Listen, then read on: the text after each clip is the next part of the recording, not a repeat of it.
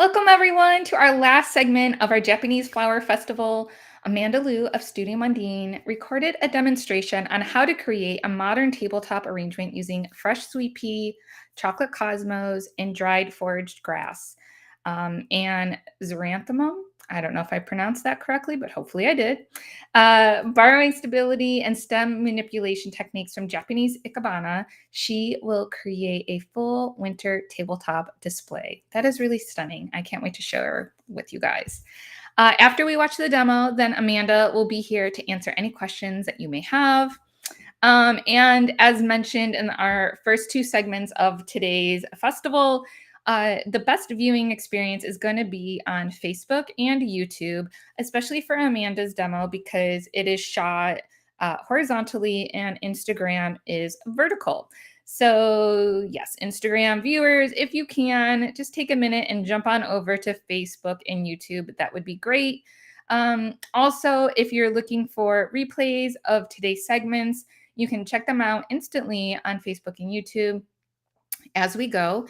But I will be putting everything together in a big recap for our blog so everything is in one easy spot for you to reference. Say hello, let us know where you are from, guys. And we're going to be getting started here shortly. I just also wanted to make sure that you guys know about our Japanese flower farming blog series that I posted this morning. It'll give you an inside look at what it's like at the farms that grow cymbidiums, gloriosa, lizzie, ranunculus, spirea, and sweet pea.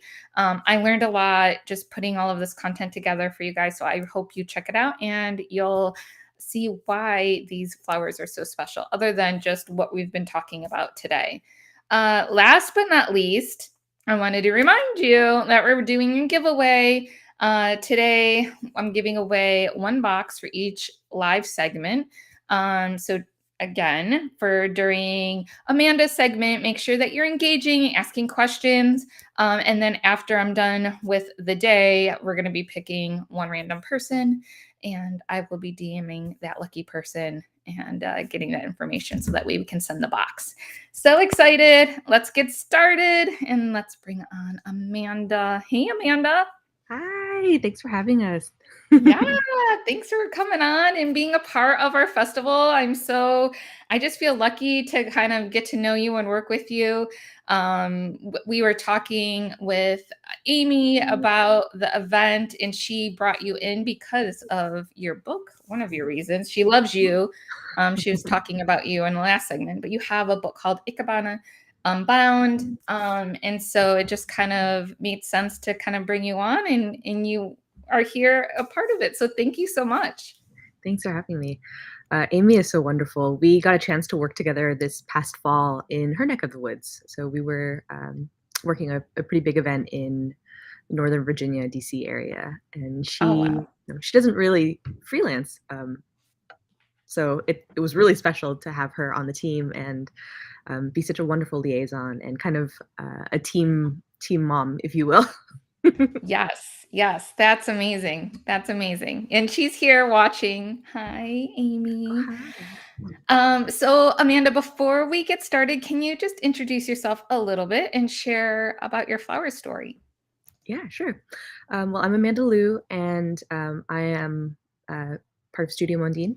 I like to think of us more as a team or a studio rather than an individual practice. But today I'll be representing our team. I know that they're in the feed. They may jump up in the chat too. But yeah, we are an event floral design studio. A lot of our work is destination, something that we are maybe when we were younger was very thrilling, and now that we're a little bit older, be very challenging. Right. It's a lot of time on the road, but it's a lot of fun because we get to meet a lot of different people and really get to, I guess, grow close with the vendors and the creatives in the industry beyond who's working in the San Francisco Bay Area. So yeah, with that, a little bit of the flower story. We started this studio because we wanted to explore more of a minimalist approach to flower arranging.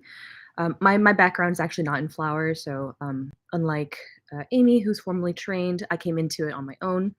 And so, it starts out with making a couple of arrangements for friends and family to have on the table at a dinner party, and then it kind of spirals out of control. I know a lot of people who are in this Right. conversation can probably relate to that. Um, so, yeah, at the very beginning of my career, about a decade ago, I was working as a freelancer for some of the top designers in the Bay Area. And I think there wasn't as much of a conversation around minimalism and bringing sort of a more sculptural feel to the flowers. And so you know, um, it was something that I would come home and play around with after hours and borrow scraps and forage pieces from the parking lot or wherever and put things together. It was more interesting to me to study texture and shape, line, rather than make really extravagant displays. And I think that that's something that's still sort of a common thread through our work as a studio. And I just feel very fortunate that our event clients are so excited about that as well. Yeah, that's so exciting. And I love the story, and I love your design aesthetic. So I'm really excited. Do you want to prep us for the video that we're going to be watching? Oh yeah, sure. Well, especially with Japanese flowers, they can be quite expensive, and they are sort of I guess, like, to me, they're very precious and very delicate, and they sort of make an arrangement. That's something that Amy had touched on as well, where, they kind of arrange themselves. So I wanted to sort of show a bit of contrast between these really precious, perfect, almost as though they were, they're artworks in and of themselves with a rougher, more foraged texture. So you'll see that in the demonstration. Something that I wanted to show in the demo that you're going to see is how to design with actually very little Japanese product, but to make a really big impact, especially borrowing some of the techniques from Mana arranging around manipulation of product.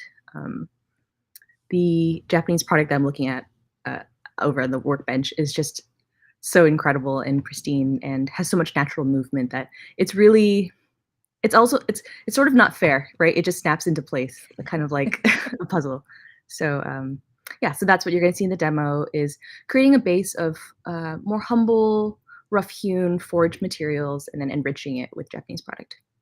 Yeah, and this is very different from Amy's segment where she was like showing like bam, bam, bam, all these designs.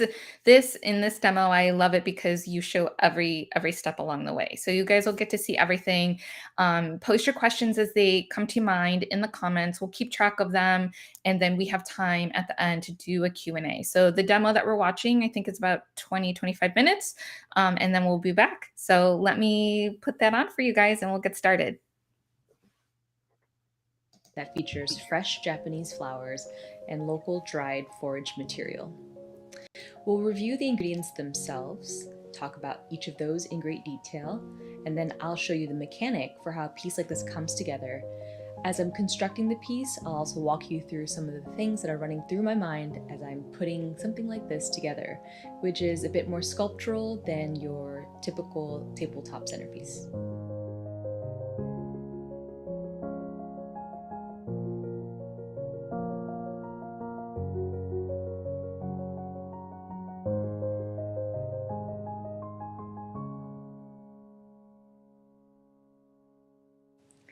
So the mechanics of a piece like this are actually quite simple.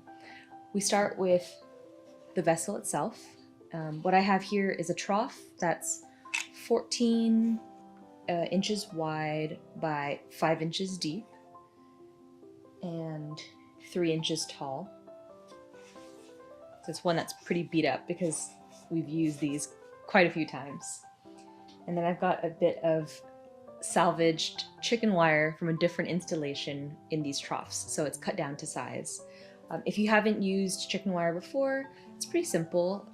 You just need to cut it to size and sort of squish it down. into the vessel. Before I tape it down though, I wanted to include a couple of flower frogs. This is probably a less common tool, but one that features pretty prominently in our work, especially the pieces that are more ikebana inspired. You'll see that they have sharp little tines or teeth that can grip product really nicely. And these can be reused over and over in your pieces. So, got a couple of different sizes that are going to go into the trough before I tape down the chicken wire.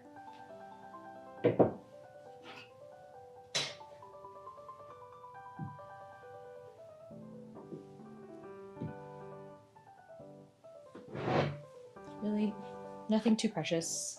I'm also not using any putty to hold it down because these are quite heavy, and because I'll be designing on the table that I'll be showing the centerpiece on, it's not as important to get it in a fixed position.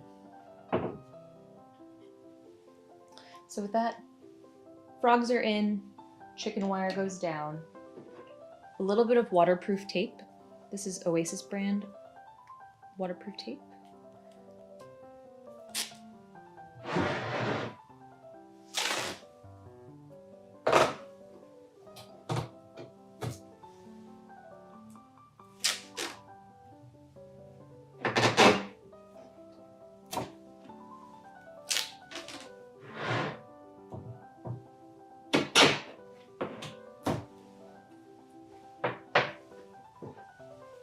Just like that. Strap down, just 3 pieces of tape, and we can get started. So I've got my vessel prepped, and for a table that's 8 feet, I'll likely do 2 14-inch centerpieces or displays. Again, I mentioned though that it should be treated a little bit more like a sculpture, so once you've got it in position, and you'll see this come together, especially as we talk about the ingredients, why it's nice to get it to its final place. Anyway, jumping over to the ingredients, we've got some really incredible sweet pea. This variety comes from Japan. It smells fantastic, and it's called shirataki. It's a creamy buff color with a bit of a yellow undertone and really subtle purple edging.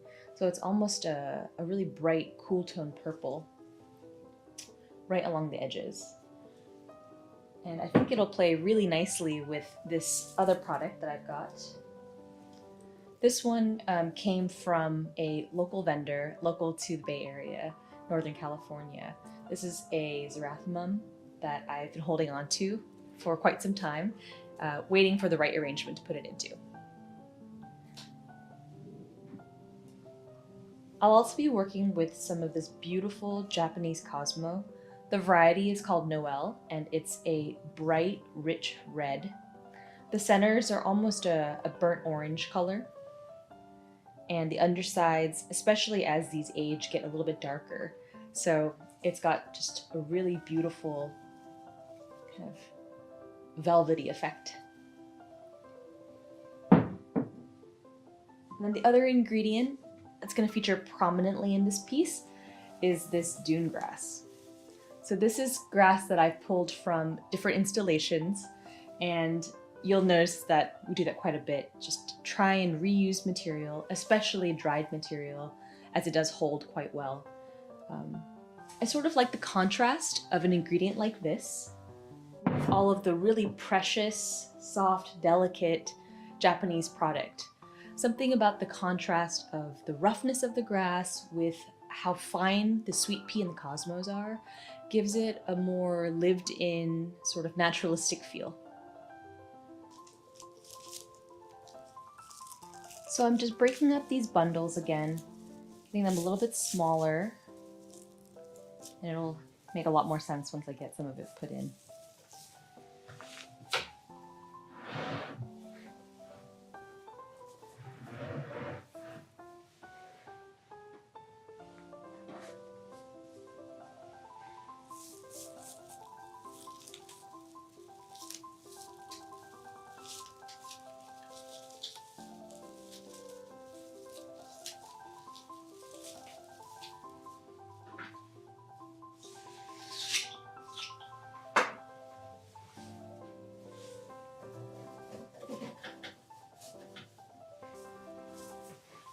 I love working with a material like this because it can really exaggerate movement and build shape.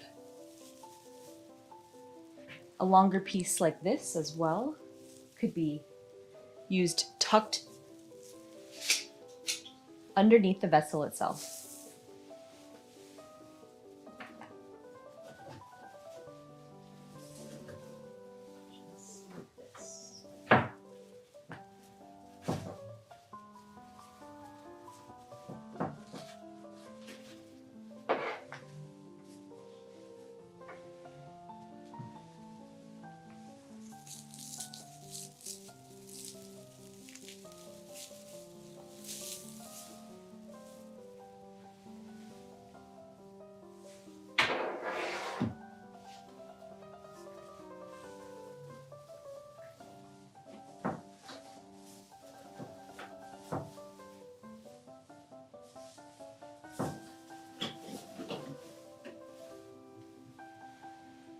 You'll notice that I chose a point about a third of the way down the length of the trough to serve as the origin point for all of the dune grass.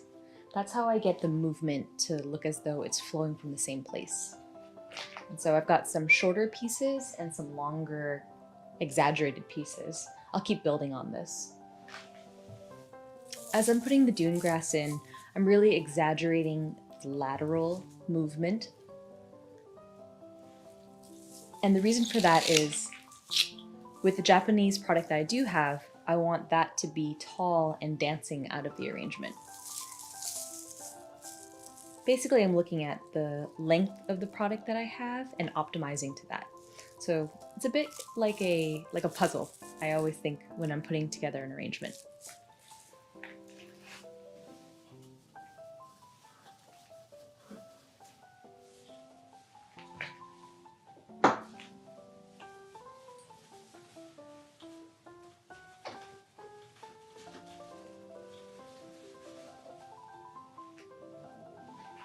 Something that I really love about dune grass too is when it's long like this, it can be folded under itself or wrapped around itself, taped into place, or even just simply tucked under the vessel itself. That little bit of ingredient manipulation is sort of borrowed from ikebana arranging, and it allows you to create a lot of different and unusual forms and volumes within an arrangement.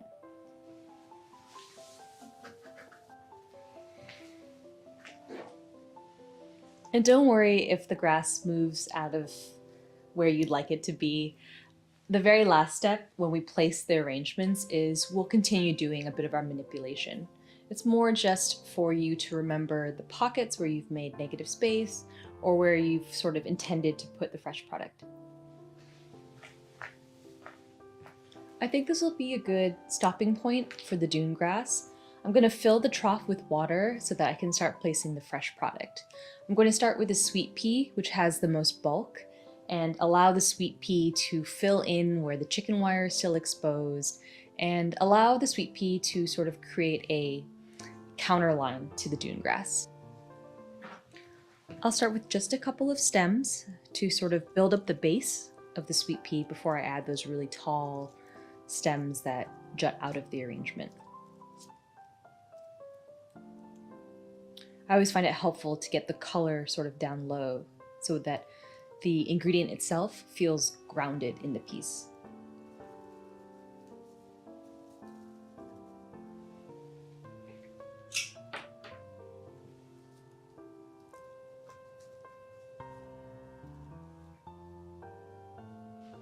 So I'm going to grab a couple more stems and continue filling out the left side of the arrangement. I'll also eventually bring that sweet pea down and into the arrangement and allow it to exit along the right side.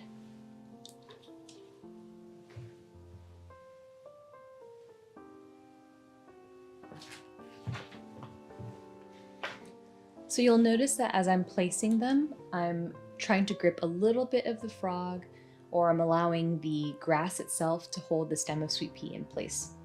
It's going to move around a little bit, but having that extra bit of security mechanic inside the vessel allows you to create more exaggerated forms.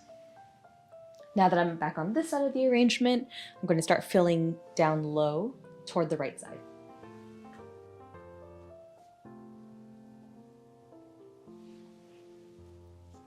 You'll notice that the form of the sweet pea stem is one that I'm playing with as well, allowing it to drape similarly to the dune grass.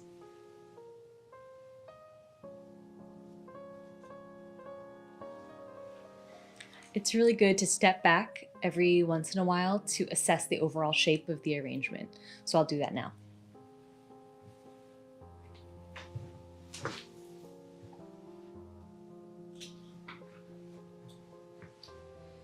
So you'll see I have the origin point deep along the left side, and I'm allowing the sweet pea stems to flow out of that same sort of origin or belly button for those of us in the audience who've heard me talk about belly buttons before. That's sort of how I keep the arrangement looking grounded, looking like all of the flowers are coming from a central point rather than floating in orbit. What I'll do now is create some counter-energetic lines. So that's just going to look like 1 or 2 stems along the right side that sort of arc up again and bring the eye up. I'll have to cut this one down a little bit shorter. What I don't want is for it to be taller than the high point on the left side.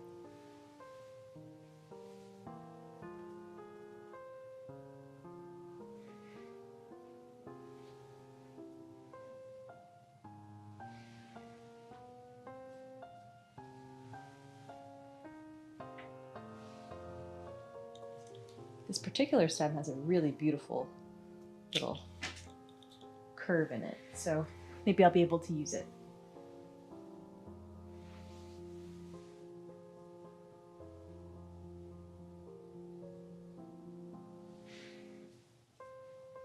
I'm at a good stopping place with the sweet pea because I don't want it to get too crowded. What I want to do is add the cosmos sort of in a cluster. I'm hoping that the cosmos, which are such a bright red, will really pop against the pale green of the dune grass. And so what I'd like to do is kind of concentrate the red color toward the center of the piece and allow a couple of longer stems to dance along that kind of skyline. So the cosmos are just incredible on their own, a single stem, so long and has so much movement. But what I really enjoy is seeing them sort of in a mass, the way that I would experience them in the garden. And so what I'd like to do is create smaller little bundles of this product. I'm gonna shake it loose.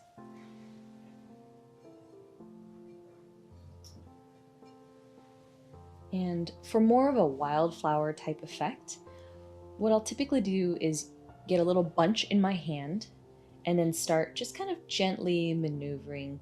Some stems longer, some stems shorter. The trouble with wildflower feeling compositions is that the more effort you put into it, the more you sort of overthink it or try to arrange it to look wild, the less wild it looks. So there is a bit of a letting go that has to happen, right? So keeping it loose in your hand and just allowing the flowers to sort of land where they're going to land, giving them just a little bit of nudge if they're tangled into one another. And it tends to be a little bit easier too to arrange this way. The cosmos themselves have quite thin stems, so they won't necessarily grip the tooth of the flower frog as easily as when they're bundled. So from there, I've got my loose little patch.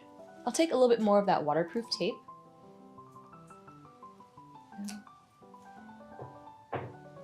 And then just wrap it around the stems.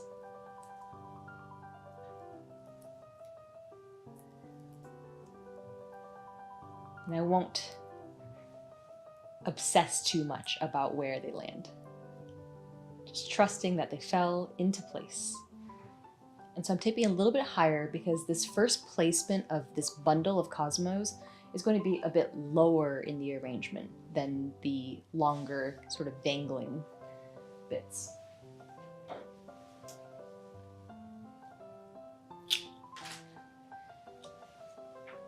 I like working with the tape to create bundles like this because not only does it hold the stems together, it also acts as a bit of a sleeve to grip into the flower frog. So with my short little bundle,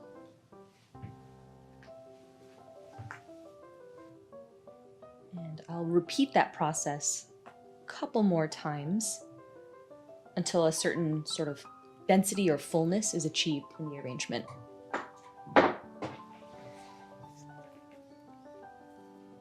Now that I've got this great sort of ground cover effect with those little bundles of cosmos, I can go in with the individual accent stems that can be a bit longer.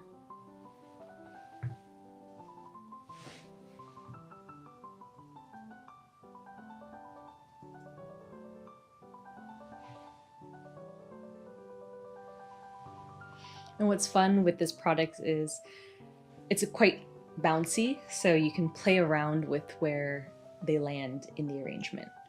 The thin stems really also help to add a bit of fun movement into the arrangement.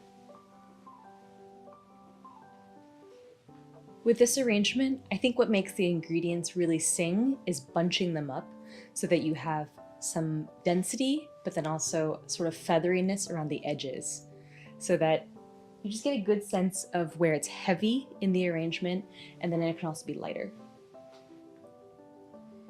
You'll see that the way that the sweet pea was arranged and the cosmos were arranged, that was something that I was really mindful to do, creating more density toward the center of the piece. I'll go back in now and add a little bit of coverage mechanic. You can't see it from the camera, but I can see looking down into the arrangement. There are just a couple of places where I could have a little bit more coverage. So the final ingredient I'll add here is just a little bit of this xeranthemum, sourced from Velvet Curation. Nikki is a friend of ours and has been sharing all of these incredible finds. This one is particularly special because I've never seen this flower in this bright purple color, especially dried. Usually with dried product, they lose a little bit, they get a little bit more muted, a little bit more faded, but this one is bright, bright purple. And I think just a little bit of this wildness and really sort of funky product is going to help bridge the dune grass with the more precious Japanese product that we've got here.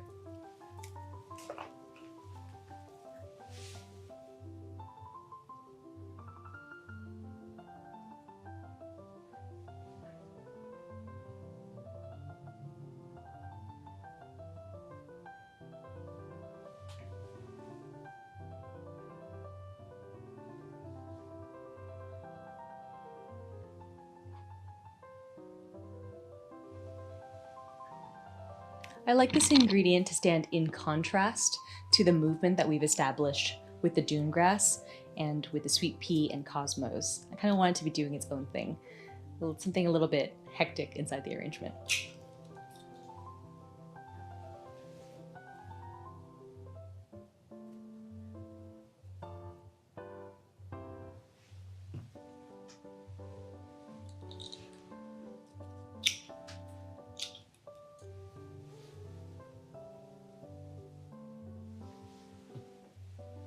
I also just love how this bright purple color plays against the red and also the sweet pea with a little bit of purple edge.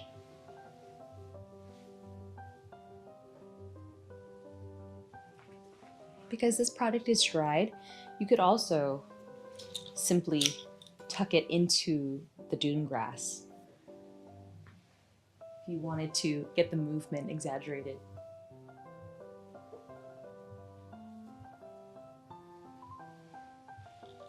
It's not mission critical for it to be in the vase itself.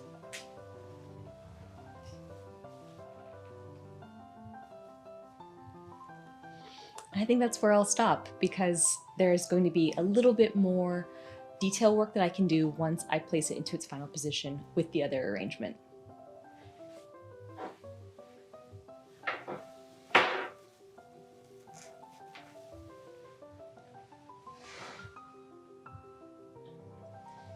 So the final step here is to place the arrangements on the table themselves.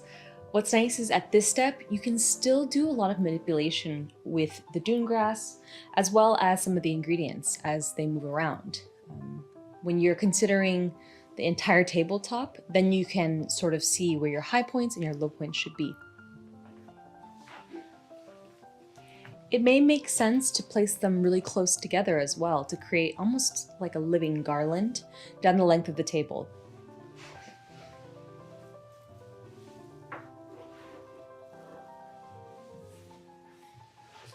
When arranged this way, you'll get little washes of color. We've got the white that feathers in, and then that richer red core toward the center, and then along the very top of the skyline, that bright, almost neon purple detail. And the fullness is really brought on by the cosmos and the dune grass, as well as the sweet pea. The xeranthemum doesn't do too much as far as creating a lot of bulk, and that's why we use it really high up.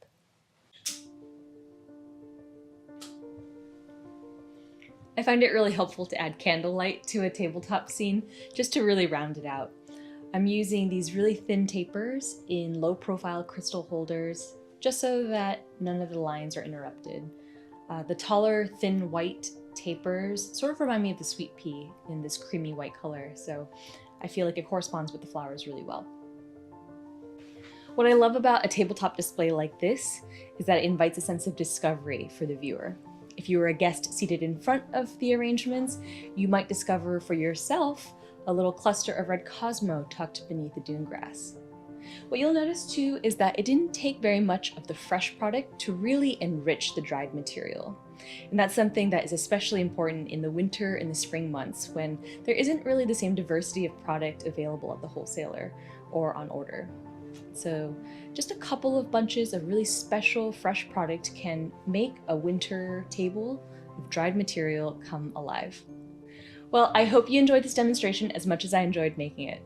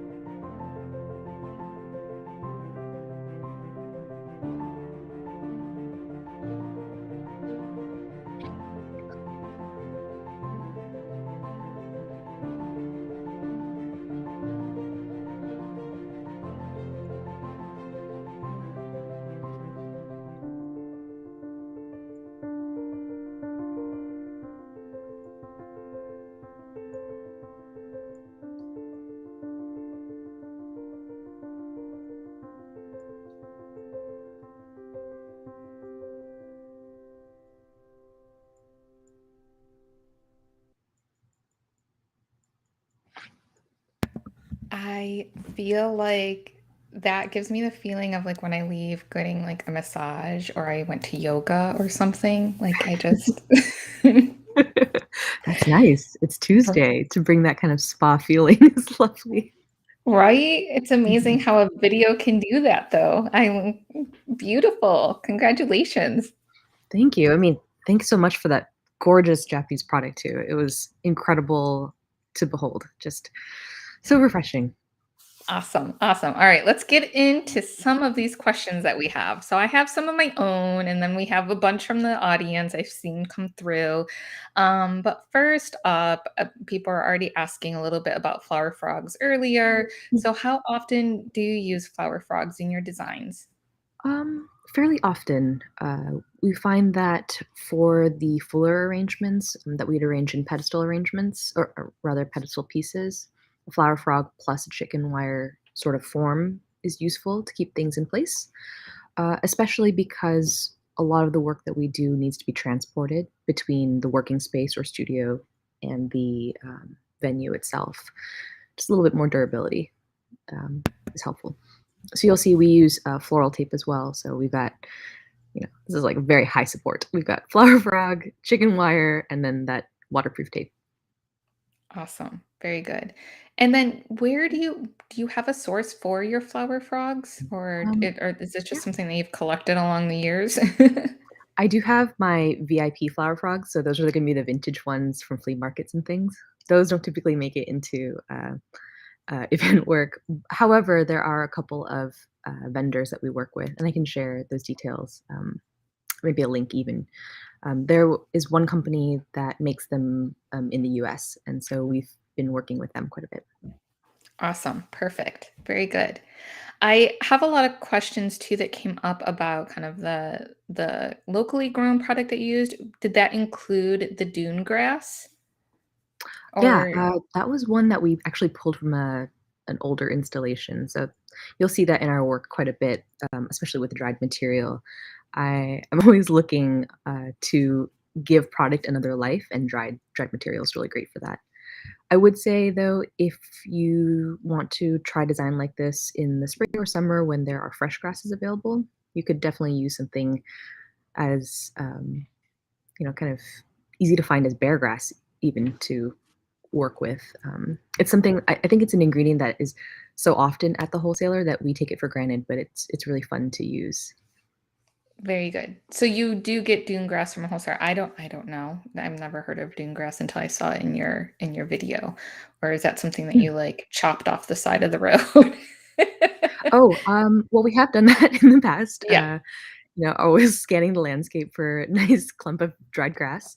But this is one that we got from a wholesaler. I believe it was through Dried Decor, but there are a lot Okay. of people online who will collect and bundle it nicely. Awesome. Very good. Okay, so in the video, you talked about needing two 14-inch pieces for a 1 8-foot table. Is there a formula that you use to determine how the number of arrangements that you'll need for one table? Um, I would say it sort of depends on the look that we're going for. Because you sent me so much incredible Japanese product, I couldn't just leave it Right. languishing in a bucket. So I went for it with two pieces. So that gives you that flexibility I talked about to create more of a garland feel. So you get more coverage down the table. But if you wanted to have your product cost, then you could simply do one 14-inch piece, and I think that would be plenty for an 8-foot table, especially with more candles and maybe some bud vases. Um, yeah. Okay, good. Good, good, good.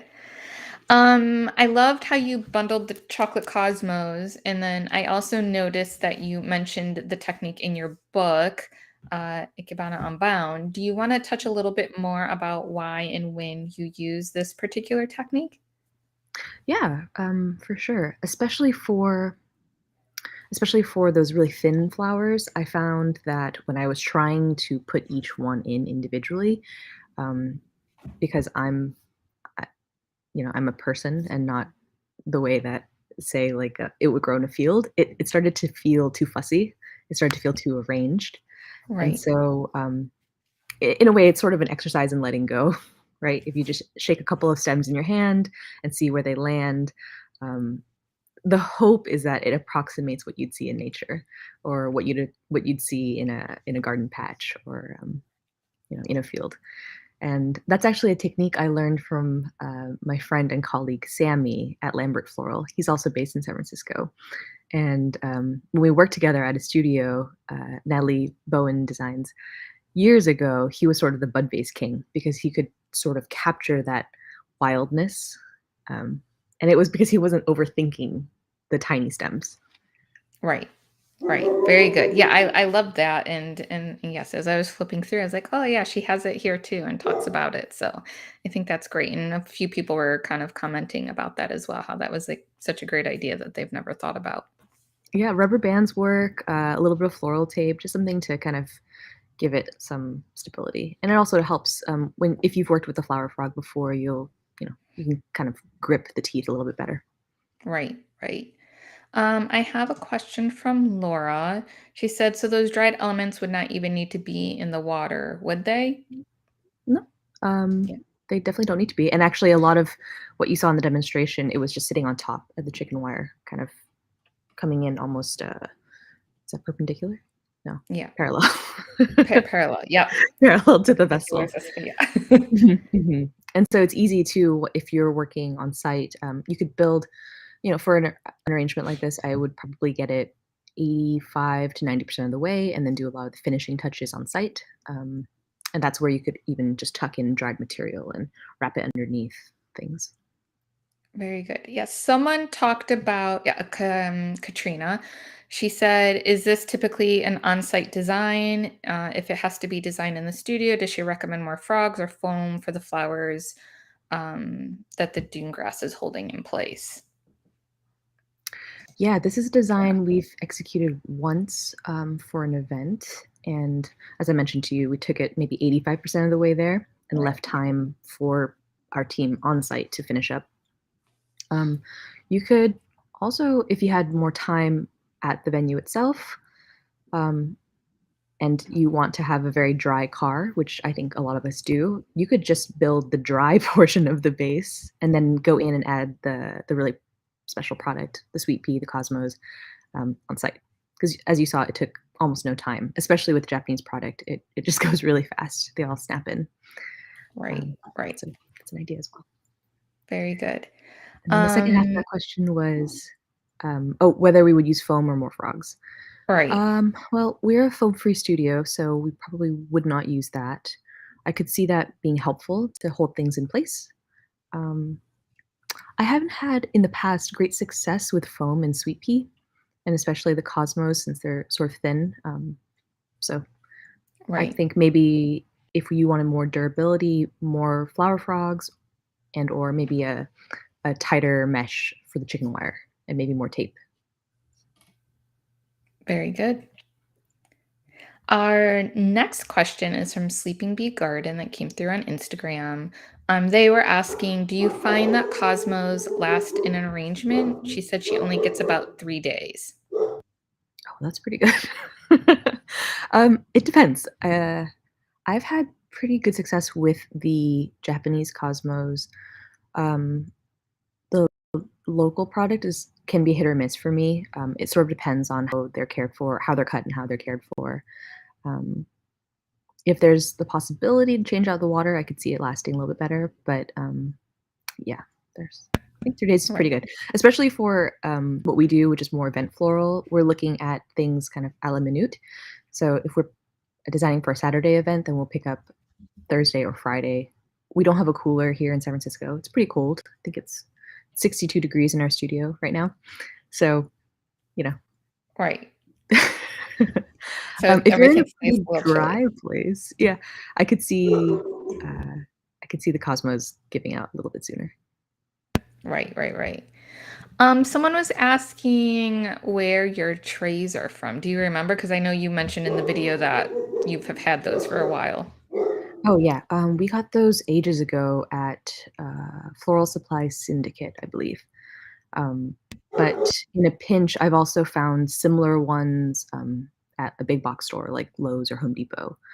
They tend to be a little bit taller, but that might not actually be a problem because those same trays are the ones that we use for our ceremony aisles and ceremony nest type designs. Very good. Let me see. Um, Peg was wanting to know, can we find out how many stems of each element were used?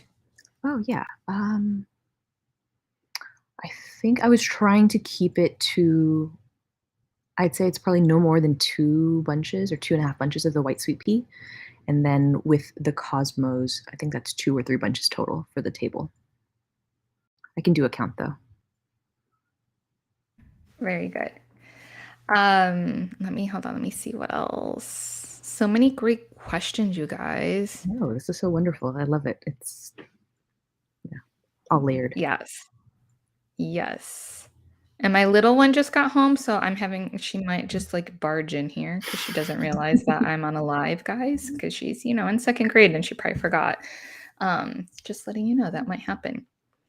Okay, so from Helen, she said, "What's a good way to secure the flower frog, but then not have a hard time to remove it after the event and be used again?" Because I think some people have a hard time getting it off of the container. Getting it unstuck. That's something that Yes. we struggle with as well. We do use the floral putty for our arrangements, and if you look at the vessels that we use often, we'll just have a permanent flower frog in them.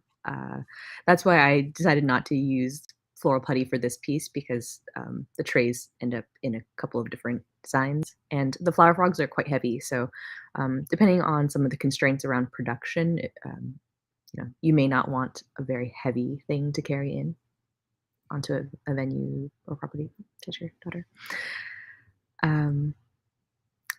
As far as techniques for removing flower frogs, uh, has anyone here tried hot water? That seems to work pretty well. We have a kettle that is pretty much always going to clean our vessels and to remove flower frogs and things like that.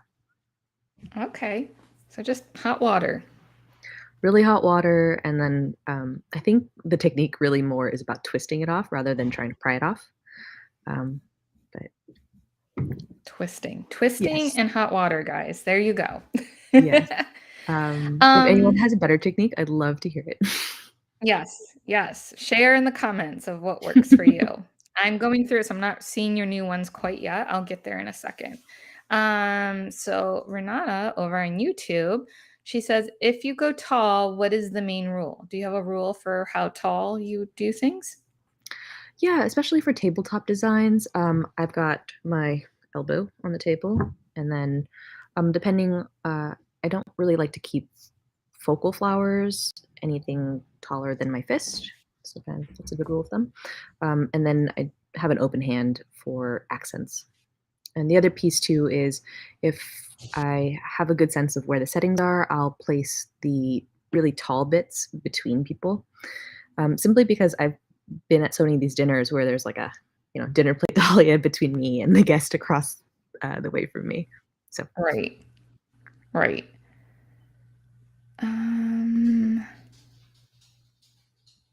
I have someone asking, this isn't anything to do with your video, but someone is asking, what is a ceremony nest? So we had like a video this month of a ceremony nest. It's like a design on the ground. mhm.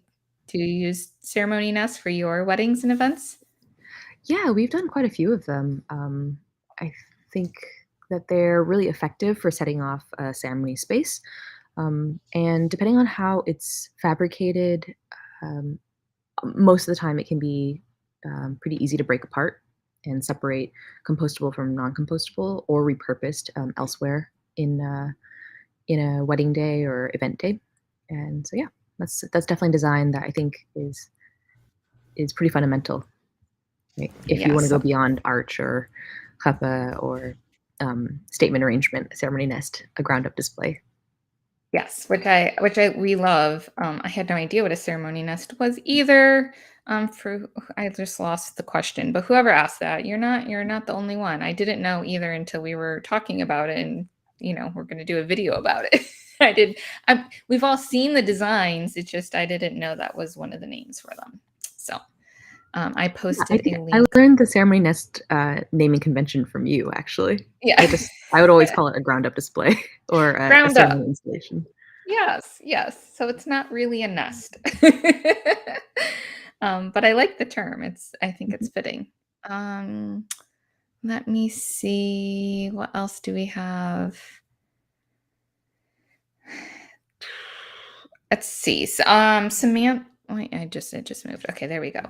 Samantha says, "How do you decide an arrangement is done? I have a problem with putting too much product in an arrangement like this, and I end up losing the movement and simplicity." Hmm. Hmm. This is something that a lot of the people we've either worked with or mentored also struggle with, and something that I definitely struggled with early on because, when you're working with beautiful product, you could keep going forever. So sort of my rule of thumb is when I start to have that thought, I'm done. And then in addition to that, just to keep with more of that wabi-sabi feel that we're looking for in our work, this is usually when I challenge myself to take one thing out. And so the people who have learned with us in the past know that, it's actually a really tough exercise in editing once you've decided the arrangement is done and then going and taking one thing out. Um, so I don't know if that helps, but Right. No, I think that helps. And I think that's something I think a lot of people struggle with as well. So I don't think that's uncommon. It's just kind of having to like stop yourself and being like making sure you're stepping mhm, back and looking at it and and then knowing, and right. Especially when you're looking for more movement and more naturalness, when we keep plugging product in, it starts to feel overworked. And so the challenge, the mental preparation that you're gonna have to remove one thing, I think is a good practice. yes, definitely, definitely. All right. So many great questions, guys. I love it. Oh, and other people are saying that they call nests meadows, and that is true. We do have like a meadow video as well that's out there for you guys. Um, so someone's asking if you have pre-designs for customers or is everything that you create customized?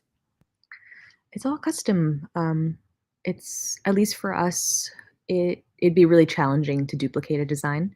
I think we can repeat the fundamentals, but no no event, no two events are the same. And for us to keep it engaging for our team, it's more about digging in deeper, even if it's a place we've worked before, what we can make.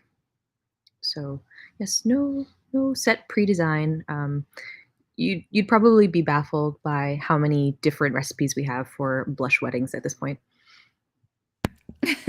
I don't think I would be because it's such a popular thing and you don't want it to all look the same. So no one wants the same wedding that someone else had. They just want like I like this, but I want it with a twist. Hmm. Hmm. Okay, so I have another question. Lots of questions, guys. Someone wanted to know what the name of the source for the xeranthemum. Is that how you say it? Oh yeah, I think I'm. yeah. Yeah. So they came to us by way of Velvet Curation Co. They're based in California, and what I love about Nikki and the material she's bringing in is that they're all from local growers. So whether they come to her dried or whether she's drying them, it feels really good to be able to support people who are growing and foraging from our landscape here. Yeah, and I know a lot of our branches carry dried and preserved product, and some of them too carry dried product too from local farms as well. So you can ask your mayor's sales rep too, and if they have any sources for you to use. Yeah, we've Um, sourced a ton of dried stuff from Mayesh. I think every fall we have a standing order of that beautiful beach that you bring in. nice. I love Yeah. it. I love it. Um, Okay. Lily of the Valley OC, how early do you make your arrangements for your big events to get ready? It sort of depends on where we're working, but if we're working in San Francisco or locally, then for a Saturday event, we'll likely be designing most of Friday. Some things we may be able to start on Thursday, but again, because we don't have refrigeration, um, we tend not to start very very early.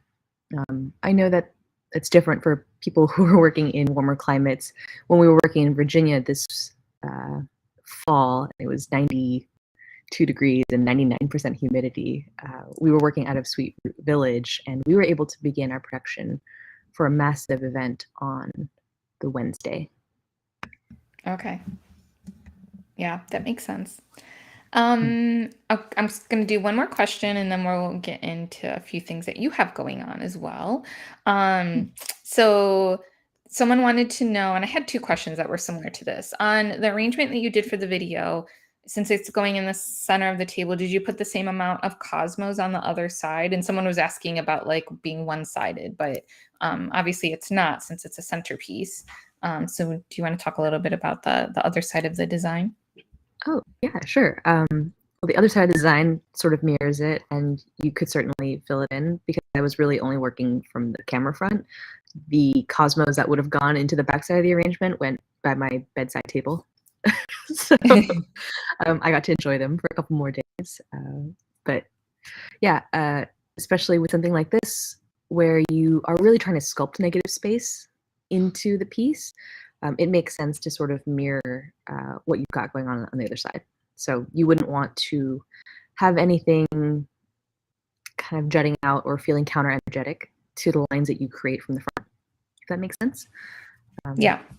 So you've got like your very tall sweet pea along the left side. You would just keep going with the tall sweet pea and then kind of bring it down toward the center along the back side as well. Very good. So I did mention your book a little bit.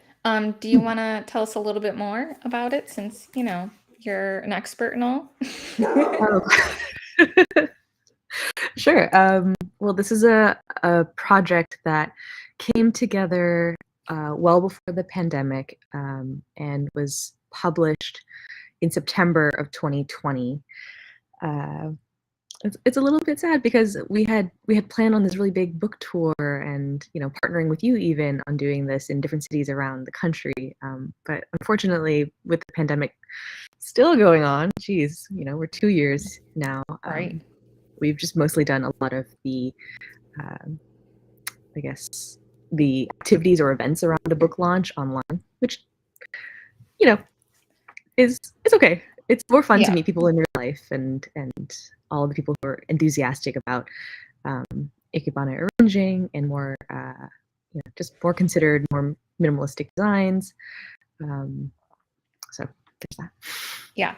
Yeah. And, you know, when we were talking about this in your book and everything, we thought we would do a Mornings with Mash where we can like actually dive into the book a little bit and talk more about that. So you guys look out for that because that will be coming sometime in the future. Yeah. And then do you have any other projects that you're working on that you wanted to share with everyone while we're here before we wrap up? Let's see. Oh, we've been working on our learning series, a continuation of sort of the video that you saw today. We have an education partnership with If I Made, and so we've been shooting for that pretty religiously for the last 2 years to give you a look behind the scenes of events and production. The course itself covers the art and business of flowers, and now we've also added a really big module around the production of flowers. And I think this is the right audience for this because everyone's been asking really great technical questions about how to get things from point A to point B, how soon do you start, recipes and things like that. I can tell everyone here is kind of an expert. Yep. Awesome. That sounds really exciting. So I shared the link for the book. I also shared the link for your waitlist for your If I Made learning series. So you guys can check that out. And then guys, if you're interested in Japanese products or fresh cut flowers in general, and you already aren't working with Mayish, but you're interested in, you know, learning more about that, I put a link so that way you can register. But to get your hands on those Japanese gorgeous blooms, you just need to talk to your sales rep about it. They'll have information about pricing and availability and when it'll come in, all that fun stuff for you guys. So be sure to connect with them. And thank you, Amanda, for joining us for this whole hour. I really appreciate it. The demo was beautiful and amazing. And like I said, every time I watch, because I've watched it more than once, obviously, guys, I just literally feel like I did something very relaxing. And it's such a really good feeling when I am done. I love it. Yes. It was amazing. Yes. Thank you so much. Guys, Thank you, thank you, Mash. yes, this is the end of our Japanese Flower Festival for the day. I hope you guys had as much fun as I did. I hope that you learned a lot. I hope we were able to answer a lot of your questions. And again, we'll be putting recap up on our blog. The replays are already available on Facebook and YouTube. I'll get everything ready to post up on Instagram too for all of you guys. And again, I love you so much. Thank you for joining me. I've been on for what, like 3 hours or so, and most of you guys hung in there for this whole day. So I really appreciate you guys. Thank you so much for your time and support. I hope you have an amazing day, and I'll see you soon. Bye, everyone. See you.